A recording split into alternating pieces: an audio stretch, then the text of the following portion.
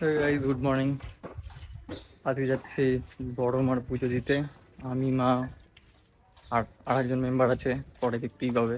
তো hello guys, চলে এসেছি নতুন একটা ভ্লগ নিয়ে, আবার তোমাদেরকে একটু জ্বালাবো। তো আজকের ভ্লগটা একটু অন্যরকম। আজকে যাচ্ছি আমাদের নৈহাটির বিখ্যাত বড় মার কাছে পুজো দিতে। অনেক দিন পরেই যাচ্ছি, প্রায় 2-3 মাস হয়ে গেল যাইনি আমি।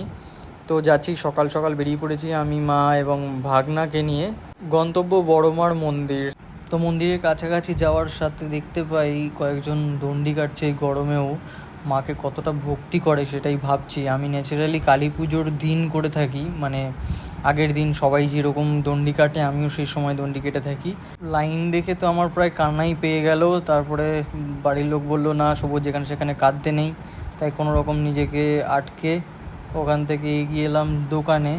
তো লাইনে দেওয়ার আগে আমরা আগে এটা কিনে নিচ্ছিলাম, যে ঠাকুরের ডালাটা হয় সেটা কিনলাম।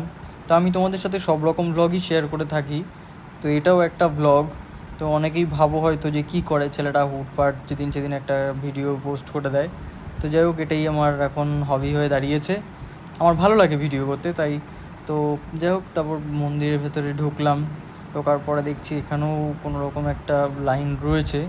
তো যাই হোক, গরমে দরদর করে ঘামছিলাম। তো আমি চেষ্টা করছিলাম মায়ের মুখটাকে কোনো রকম ক্লিয়ারভাবে নেওয়ার জন্য, যতই দামি ফোন হোক, হচ্ছিল না।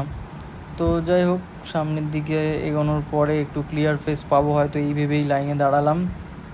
লাইনে দাঁড়ানোর পরে সব জায়গায় এরকম আমি একটা টোজ দিচ্ছি, তো দেখছি পিছন থেকে কয়েকজন উকি মারছে।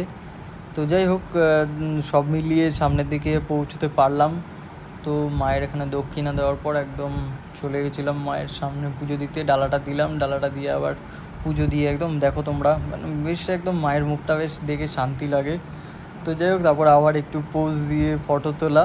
পুজো দেওয়া হয়ে গেল, মনের একরকম শান্তি নিয়ে বাড়ি ফিরবো বলে বাড়ির উদ্দেশ্যে এগোচ্ছিলাম। তো সামনে দেখলাম একজন বড় মার যে তিলকগুলো হয় সেগুলো দিচ্ছে।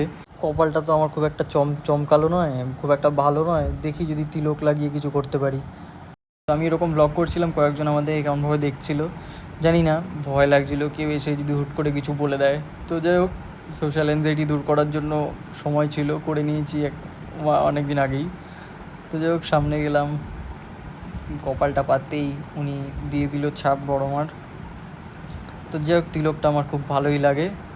তারপর আমার ভাগ্নেকেও করালাম, এটা আমার বড় ভাগ্নে, আর এটা আমার মা, আমার ওয়ার্ল্ড।